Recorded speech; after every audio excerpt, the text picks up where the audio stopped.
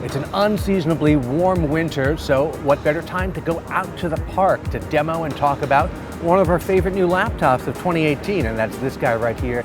It's the new Dell XPS 13.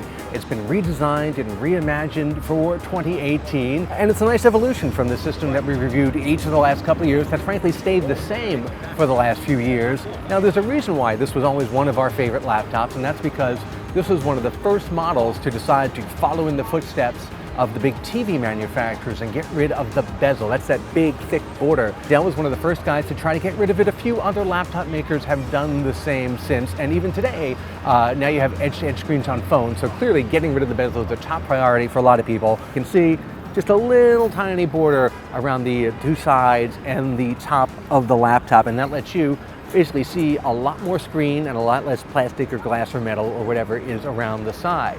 Now, even though we've always liked the XPS 13, the design kind of stayed the same for the last few years, while other laptops got thinner and smaller and lighter and maybe fancier looking, so it was definitely time for an update.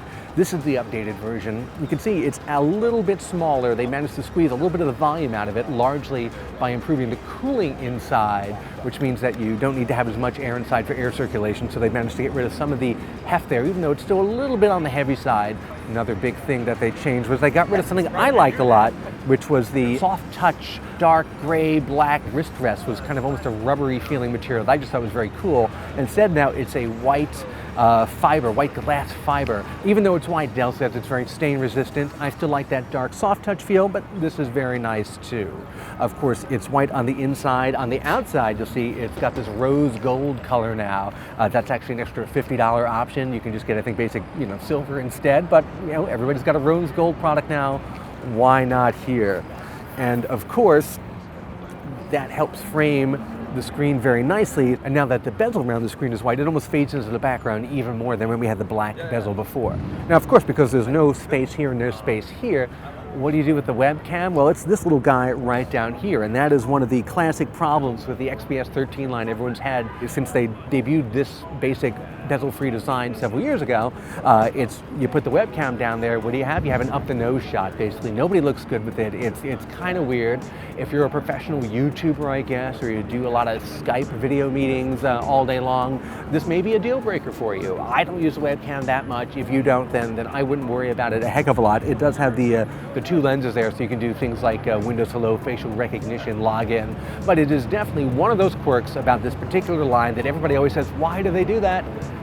And they did it again. It's also harder to fit a Post-it note down there if you're privacy obsessed and you're one of those people who likes to put a Post-it note over your webcam. Now, I don't want you to think I don't like this laptop a lot, because I do, but I am going to tell you about one other thing that's bugging me, and that is the configuration options. You can get a perfectly fine high-end configuration like this, Core i7, 4K screen, touchscreen, but if you get the base model, which starts at $1,000, still a very premium price, you don't get the touchscreen with that. It's hard to imagine people spending money on what they think of as a very premium laptop and not having that touchscreen. It's not something you use all the time in Windows 10, but every once in a while, you're really going to wish you had it. And frankly, anyone under a certain age is just trained from birth to think of every screen as a touchscreen now, with the possible exception of a MacBook. So I really think that even the lower end versions, which are still $1,000, should have a touchscreen on this. I'd also say just watch out. This new version has gone to USB-C only for all of its ports. So if you have a lot of stuff you want to plug into it, make sure you have all the right dongles and connections.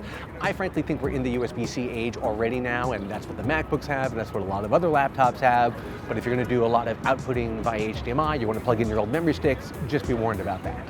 So those small quirks and annoyances aside, this is actually a fantastic laptop and still one of my favorite 13-inch laptops. In fact, it's one of the ones in our testing lab that I go back to again and again, and I pick up whenever I need to use a laptop for something.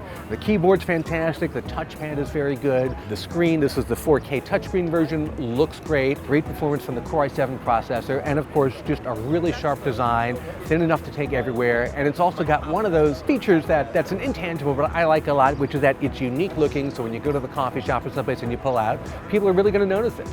Well, that's what I think of the Dell XPS 13. What do you think? Let us know in the comments below. Thanks for watching.